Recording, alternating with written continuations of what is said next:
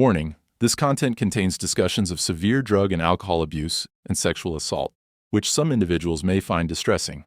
Discretion is advised. And I lost my virginity that night. Okay. And I Do was you dating. remember that? I don't. Oh, dear. I don't. Hi, Mark. Hi, Mark. Hey, Mark Hallie. The Mark Hallie Show. How did you do it and why? This is Mark Hallie, and check out Chris. He's bringing it. Now, me, I look like shit. Got the jersey thing on, shitty little tie or whatever the hell it is, little button thing that goes off. But you just wait. This shit ain't over. Sometime later.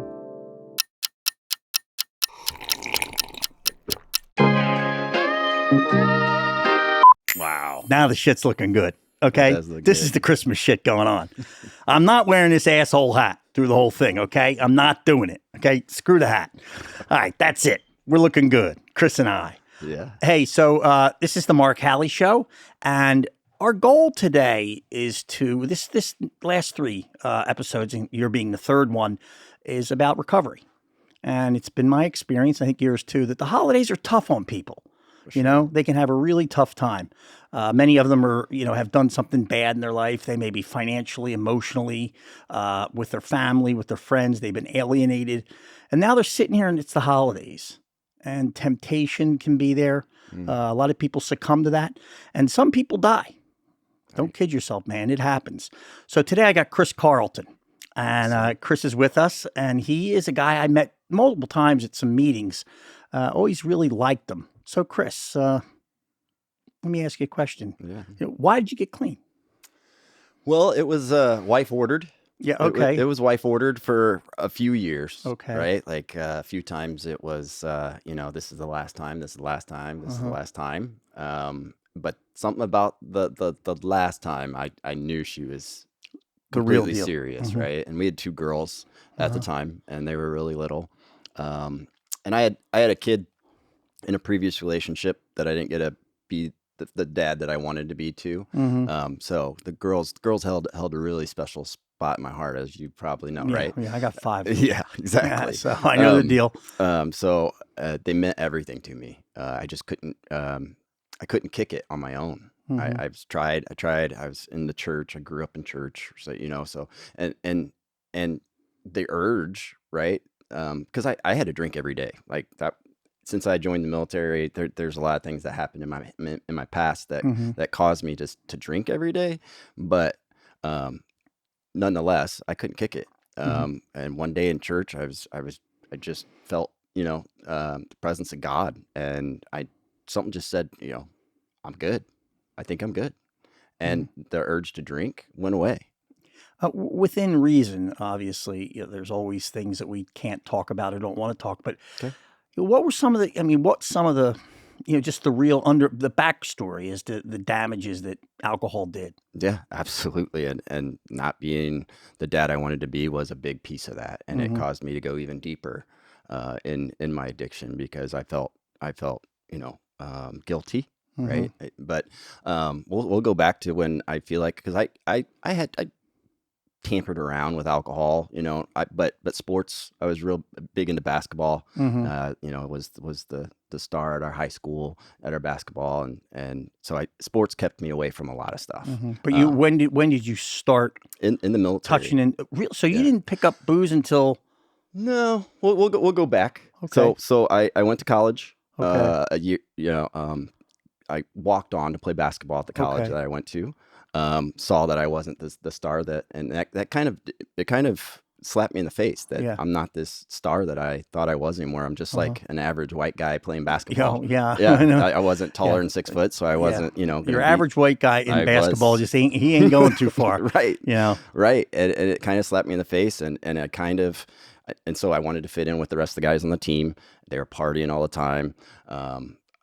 So one night I got blacked out, drunk. At a party. I think we were smoking weed too. Like it was I was just doing anything. Yeah. Right. That the guys on the team were doing to fit in. Yeah. And I lost my virginity that night. Okay. And I Do was you dating. remember that? I don't. Oh dear. I don't. You just know. It couldn't have been that good. That was his first time, right? It couldn't have been that good. Did you ever see her again? I did. It was Yeah, that whole thing, the next day thing, right? Oh, yeah. Trying to piece it together. Yeah, but I was dating a girl from high school, and we were both Christian. We grew up in the Christian school together, and we never slept together. We said we were gonna wait till we got married, and then after that night, I went to her and told her, like, babe, this happened, and she's like, well, we'll get through it. And then about a week later, she said she couldn't Just deal couldn't with handle it. Yeah, it was just too much. Beat on her too much. Right, right. And how about your parents? How were they reacting through all this? My parents, I didn't let them see the side of me. I think I learned how to lie really good in the Christian school. Yeah.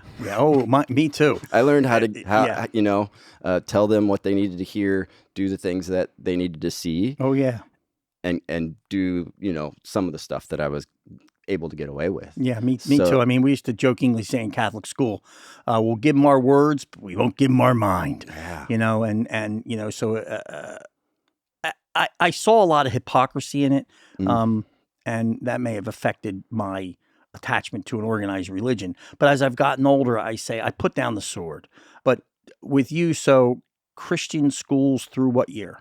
I went from 6th grade through my senior year. So I graduated okay. from that same Christian school, New Wine Christian School. Okay. And was it strict? Very strict. Yeah. Like we weren't allowed to talk to anybody who didn't go to our church. We weren't allowed to hang out with anybody from our church.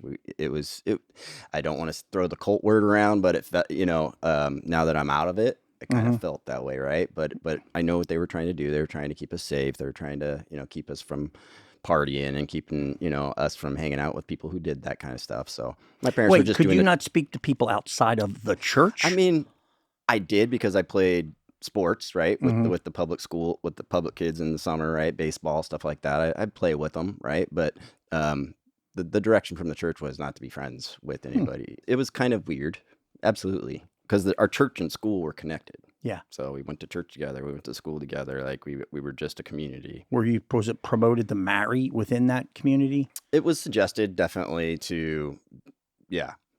Yeah. And a lot of people did from that church. Okay. And were your parents within that same fold? I mean, were they?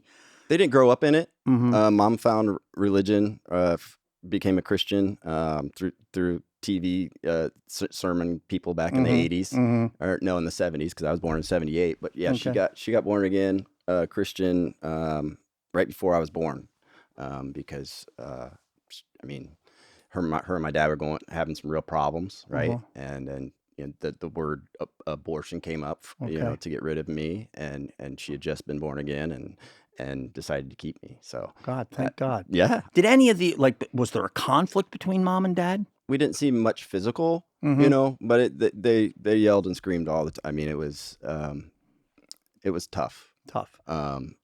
Very tough. Okay. But I just thought that was normal. Well, we all do. Yeah. That's your reality. Yeah. So now we get past this first blackout and all the wonders of that, and you tell your girlfriend, and there's now a further sense of guilt. Yeah. And then does alcohol become a bigger part of your life? That's all I did after that, because it numbed me, right? It made me not feel the way I was feeling, which was, God doesn't love me anymore. Right? I've done too much. My parents are mad at me. I got kicked out of the house. I was living in the dorm, not because of that incident. I mean, I started drinking and lying more and more, and my dad's just had enough, came home, drunk one night, and, he's just like, you lied again, so. And booted you out, effectively. I think it was more of a mutual decision. I was like, if you're going to, make me come home at a certain time, I'll just move into the dorms. Man, I haven't talked about this stuff in a long time. Well, good. I mean, I hope you don't mind. No, I want to. Okay, well then let's do that. So how does that progress? Because I mean, eventually you end up in the program. So this is some nasty shit going on. Right. When would you say the first something that was destructive in your life? Well, I stopped going to class because I was drinking so much. Okay. And the basketball team was basically, saying you're not going to be able to play next year because your grades, you haven't been going to class. And, your academic probation or whatever it is. Yep. And then I had also been writing, blank checks. Oh, I did some of with that. money that's not in my account. Mhm. I didn't understand. I wish they would have taught that more in high school.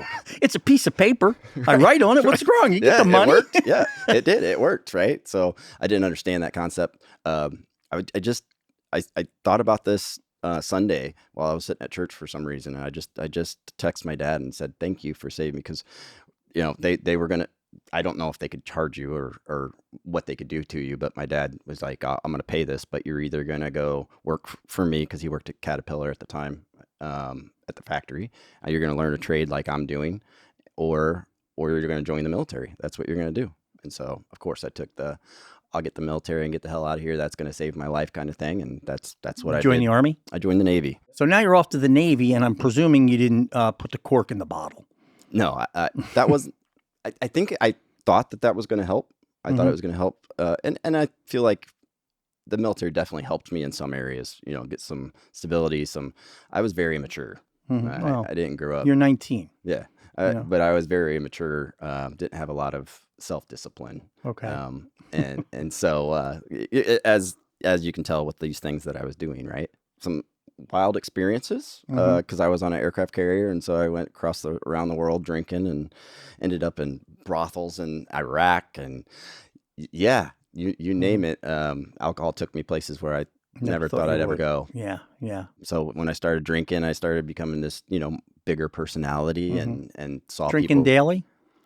Absolutely, whenever I could. I mean, when we were out to sea, we couldn't drink, right? But every time we were in port, it was on. For 3-4 days, however many days we were in. And you're ports. just round the clock. I'm just and I'm thankful I'm alive, because the situations I've been in, a lot of people don't make it out of them. Anything you want to say about that? Like something hairy that you feel comfortable saying? Yeah, absolutely. I mean, this was actually stateside when before we even went on our deployment. I was 19 or 20. We went down to Tijuana for a night, because you could go down there and drink. As a 19, 20-year-old sailor.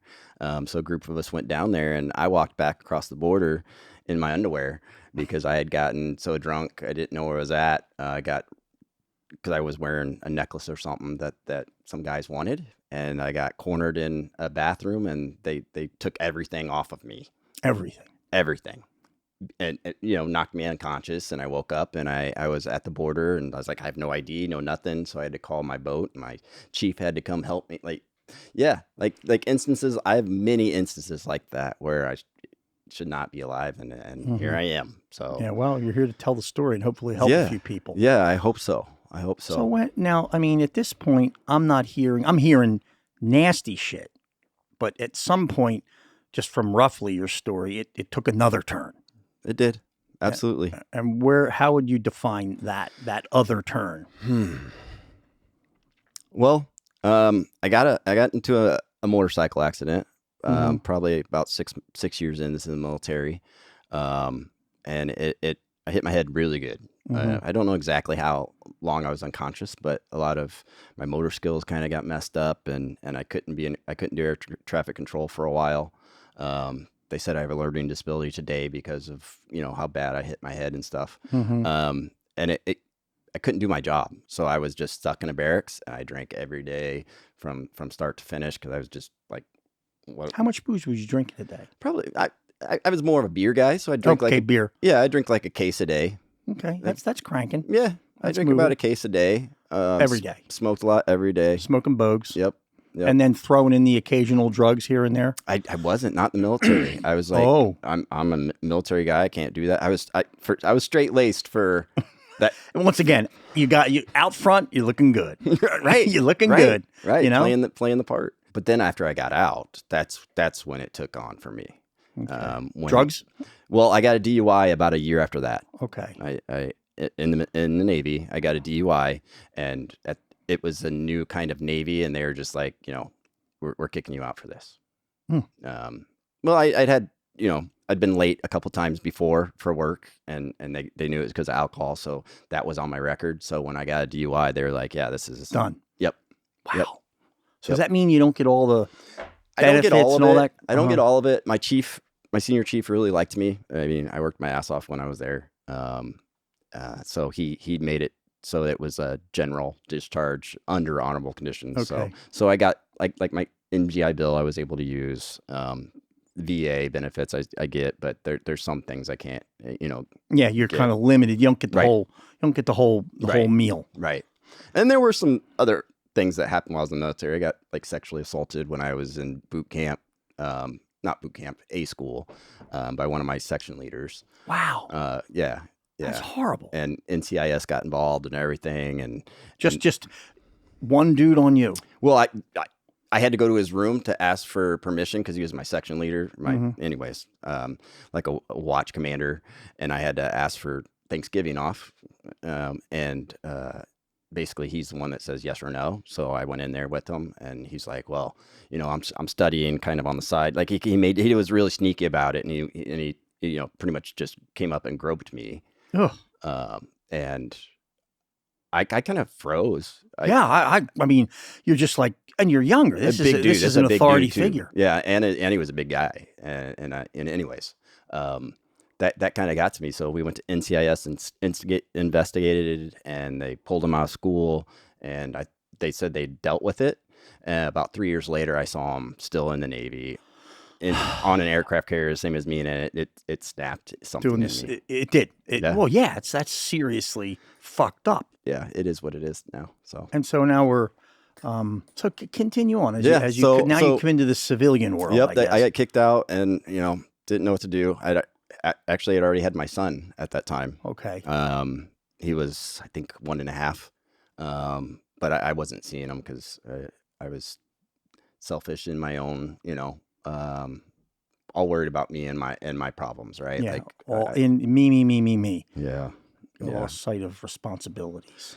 Yeah. So, but this girl had some problems too. I mean, I pick them good when I'm Yeah. out there going. Well, birds of a feather. Yeah. So she, once I didn't want to be with her, she made it very hard for me to see him. So I just kind of said, fine. Yeah. Well, you're living a different life. I was. And you end up getting a job then, I presume? Well, my parents, I'm from Illinois, Peoria, Illinois, and my Okay, parents, I've been there. I hadn't seen them in a long time. Okay. So they were just like, come home, stay here for free, go to school, let's get Put this go- thing back together. Yeah. And so I did that. I dropped everything and moved back home. Started getting involved back in the same church Okay. that I went to in school, and was starting to get better. But the guys, I was still drinking every day. Mhm. I'd still go to church on Sundays and Wednesdays and all that stuff, but I was still drinking every day, and every night I go down to the bar. And then I started getting involved with people down at the bar, and next thing you know, cocaine's involved, and Yep. and different kinds of drug, whatever. Came down the pike. Yeah. For our listeners, some of the nasty emotional or when you hit the point where like this is completely unmanageable, Mm-hmm. truly where it's desperate straits. It was definitely like I said from the beginning when my wife said, I'm leaving, because I didn't see the problem. Mhm. I didn't see, whenever I wanted to go drink, coming home at 3-4 a.m., with kids wondering where I was at. I didn't see that as a problem. I worked my ass off. It's not easy at home. Mhm. Again, we Such is we life. met when we were using and stuff together, me and my wife. Like our first date, we did, blow all night long. Yeah. That's the girl I was with, and now I have 5 kids with her. So it's Do like, you really? yeah, So I know you had a ton of them. I knew you and I were running side by side. yeah, You yeah, know. But yeah. now, wait, are you okay? So 43, you decide to get it, but something, how did it? Do you get to the point that you want to get sober? I mean, there's just got to be something that is in there that is, a desperation. Well, the fact that I couldn't stop, the fact that I was basically anxious every time she would bring that up, because I was like, I physically can't. And then, like I said, that one time at church, I just felt something. I was like, I felt like forgiven. That was the feeling I felt. Right. Mhm. I felt like I don't know why. And then I didn't have the urge to drink anymore after that. This was about 6 years ago. Okay. Okay. And then about 6 months later, life got a little too difficult again. And here I go Off on a run. on a run again. And then 6 months later, 9 months later, like for a couple of years, and that's where she was just like, if you do this again, I'm out. Well, I went to rehab. Okay, I got out. My mother passed away. That was a huge part of me getting clean. Yeah. She's a very Catholic woman.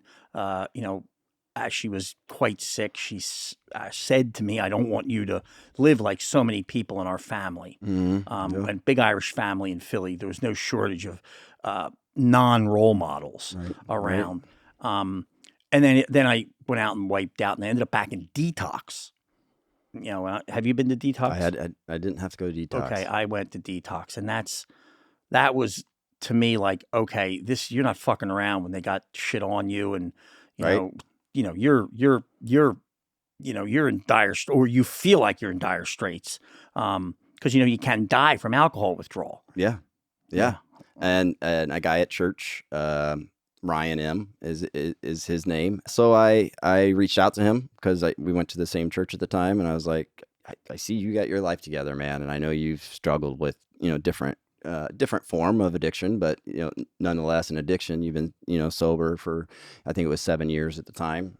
He had been. Yep. And I was like, what do I need to do?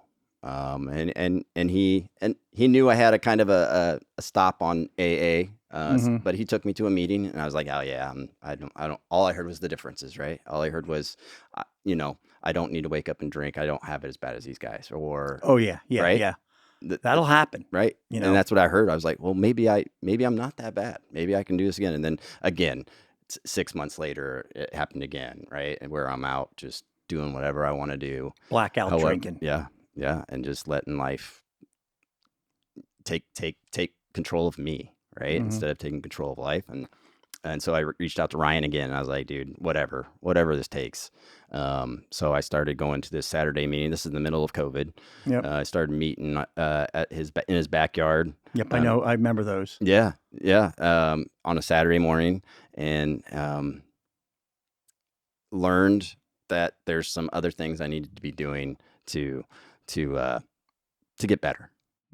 But it was working the steps, and I wasn't willing to work the steps at first. And like I said, this was 4+ years ago, and I've only had 3.5 years. So I started, and then I needed another night out, another little run around the lap. I did one more time, and that was there must be powerful like self-hate. I still deal with that today. Absolutely. Yeah. Well, I think a lot of us do. But after I had that experience, that I went back out, after I was going to these AA meetings, I was just like, all right, fine. I give up. I'm going to try everything you guys have said. I'm going to get a sponsor. I'm going to try, work these steps. All right. I'm done. I Tell me what threw to in do. the towel. Yeah. I was like, I'm no more fight left. Yeah. So I got with Chet, who was my sponsor, and we worked the steps, and he was so awesome on how, just walking me through it slowly, because I needed it slow, because I didn't understand. But it was from what I found out from working the steps was I was in my own way. I had to get out of my way to let God, take those things away from me. And I had to change my study of God that I had going to Christian school, and that same God was who I thought he was, up until probably 4 years ago. Yeah. Being in the program has changed my mind that no, that's not, at first it was the God of my understanding, right? Like he was waiting there for me to mess up. That's the God I knew. But now I mean, it's the same way that I love my girls and I love my kids. That's how I picture God. Yeah, it's interesting you say that, because they used to say, I had a great experience with my father. Okay. He was my best man. Okay. They used to say, I used to think if there's someone like you're his son, I am not a practicing Christian, but those concepts are clearly in my mind. Right. I used to think, well, if he's a God and he loves me like a son, I used to think, well, then let's think about my dad. Yeah, he'd get pissed at me. I get punished, but I never questioned that he loved me. I never questioned it. And then that kind of idea came into my head, and for people who have not or seeking recovery, one of the things is, came to believe a power greater than myself would restore me to sanity. Right. And sanity isn't, I see pink elephants. It's like, look at your life. You're fucking insane. Right. And so this light turns on, but that doesn't get all the other shit to go away. No, I'm still working. It's still walking through that stuff every day. That the self-doubt that I'm good enough, all that stuff I have to walk through every day. Yeah. And like self-recrimination, right. Beating yourself up. Right. For me, in all my recovery, I've gone through depressions. I've had to see shrinks. For the longest time, I would keep that quiet. Like, oh no, they can't know. Right. And then I got to a certain age, I'm like, fuck it. Yeah. I'm just a human being just trying to get along. At the time I'm running a business, I got 5 kids, and I'm experiencing these very painful emotions. Right. And I talked to a therapist, and I went down the list of things in my life, like running a business, moved from Philly, having my 4th kid, all these things. And I was freaking out. And I remember him saying to me, if you weren't freaking out, I would think something's wrong with you. Right. So why do you think, I don't understand in your brain why you think you shouldn't be, but it wasn't there. It was just, I should be able to handle this. Right. But, so I guess you're dealing with some of that now, or we're all dealing with it. Absolutely. I've been seeing a counselor for the past 4 years. Once a Why week. not? Yeah, once a week. Trying to figure this thing out. Yeah, right? double down. Yeah. So, because it was during the times of starting to not drink for 6 months, right? Like and so I was like, I need some help. I need more help. And I tried to AA. I was like, that ain't it. And so I got a counselor and I started working with him. And then, it happened again, so that's when I gave it all up and said, yep, I'm going to try AA.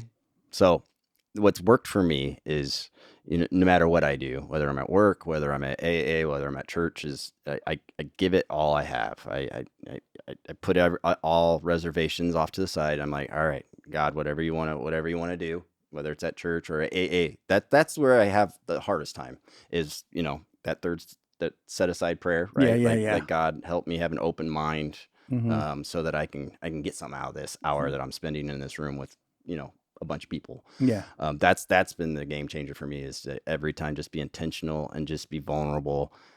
If not, I'm just wasting my time, and I don't have time to waste. Yeah. Right. So that's what's worked most for me. Every day I have to say, God, I need your help.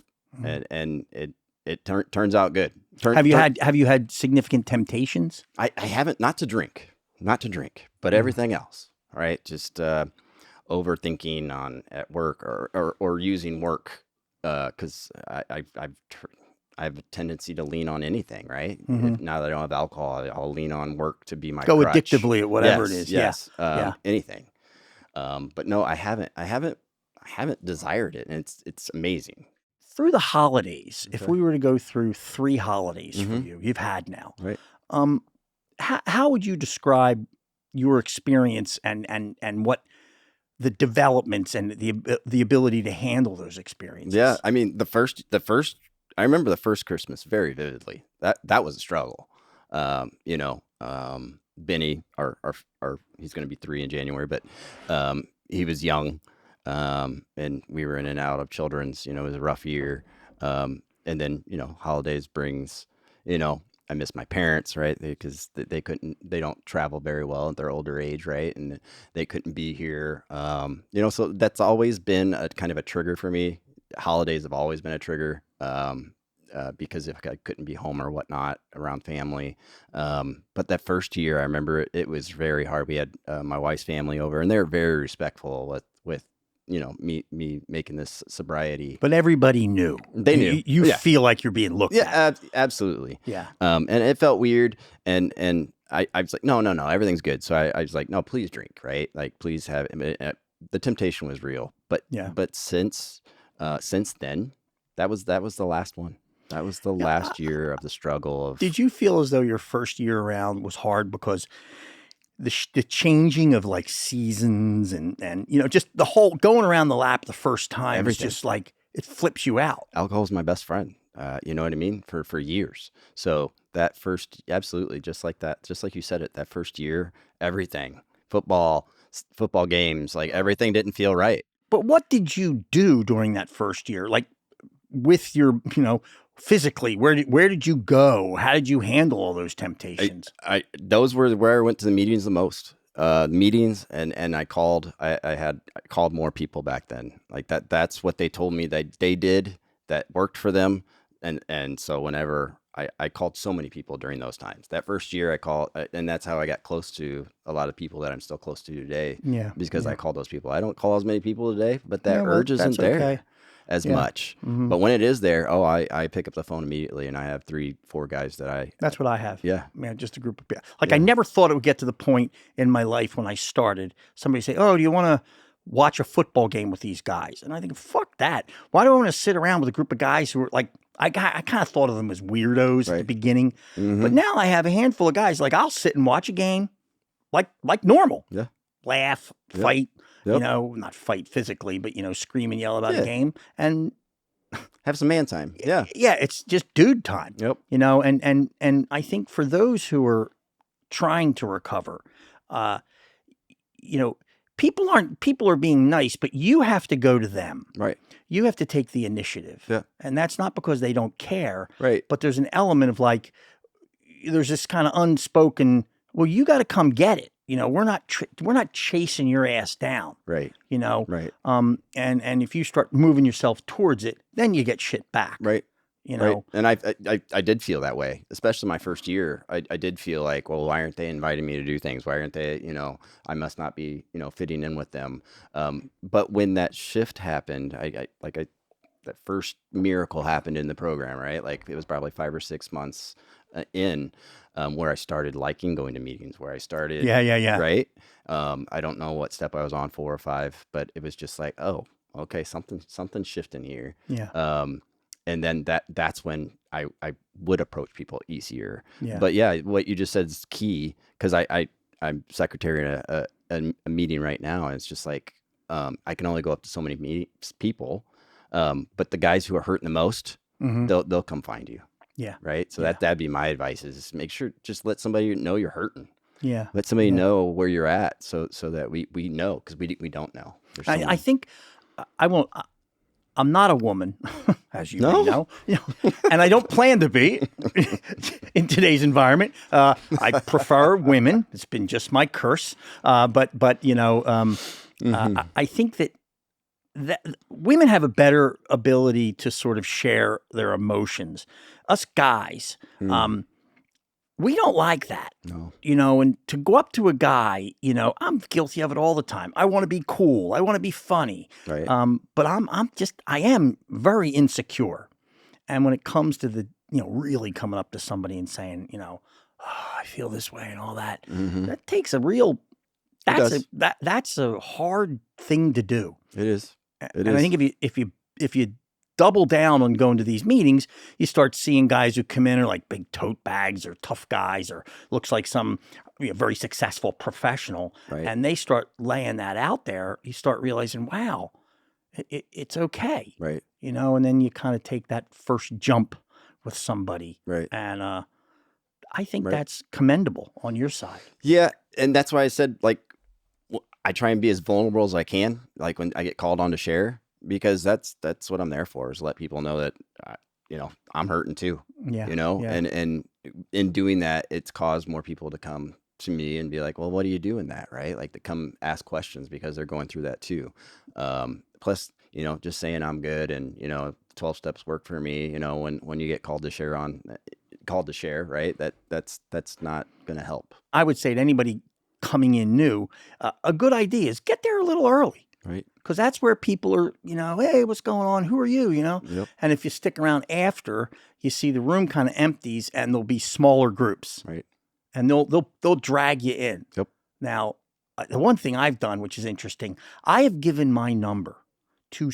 I can't count the number of people, and I can count the number of people who've called me back. It's a small amount. Yep. Same here. They just won't call.